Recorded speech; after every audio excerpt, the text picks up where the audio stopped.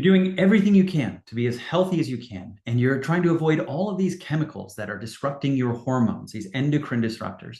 There's something that you should really know. That one place that you may be being exposed to more than you realize could be your clothing, especially your underwear. Toxic chemicals in underwear. Women are a high risk group when looking for BPAs in textiles. This is a European article that was shocked, they said, when they found the results. They're shocking results affecting our health. These testing that they did revealed alarming levels of toxic contamination. 1/3, 30% of the tested underwear contains some form of BPA, BPS, or BPF.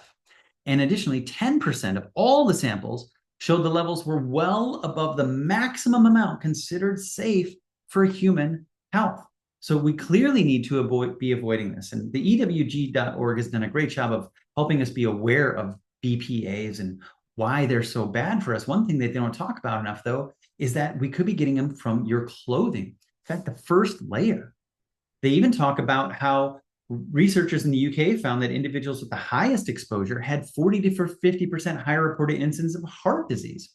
And it's not just heart disease. There's many elements of our health that are ill affected by exposures to these unnatural chemicals that are getting put into your body. It could be your brain that's affected. It could be your immune system. Your heart, again, we talked about that, but hormone-related cancer risks could be a part of this. Low birth weight, obesity and metabolic disease, and infertility all could be being driven by this exposure to these chemicals that you could be getting from your underwear that you're wearing, your bras and your underwear. Now, especially if you have a baby in your stomach and you are attempting to make sure that you're making that baby as healthy as possible, this is an area you need to be paying attention to, whether or not you are exposing that baby to that. Now, I was brought to my attention by a friend of mine who a few years ago did a TEDx talk when he was talking about theories on breast cancer specifically, and talking about how this first layer is really an exposure if we're not getting clean sources for it. In fact, in this article here, it does talk about choosing cotton, right? Choosing more natural ways that you can be wearing underwear so that it is going to not be an exposure for you. Now, another way that you can do this, though, if you are still unsure, this company that he's working with now is talking about something called certified clean. Now, what that means is that you can be certain that every component of the product, every stitch, every dye, every thread has been tested for harmful substances and are proven to be harmless for human health.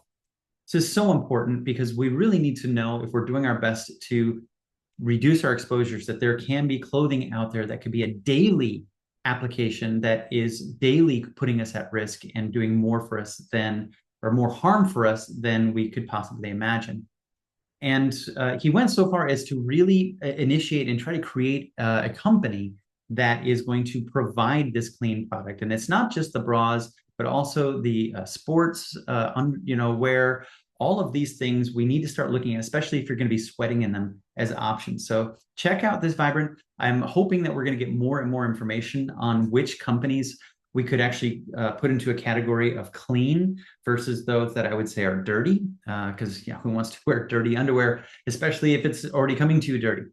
So the more information I learn in this, more I'm going to share with you. But just wanted to bring this to your attention, first of all, that you could be unknowingly exposing yourself to chemicals every day. So just take a look at what you're wearing and see if that could be something that's contributing to maybe an unknown concern that you're having that you just can't pinpoint what it is. It could be very well the chemicals that are being exposed to your skin every day. Keep your comments coming and let us know if we want to know more information about this, and if there's anything else I can do to help support you in finding better options for this and solutions. That's what I'm here to do. All right, stay healthy, and I'll see you in the next video.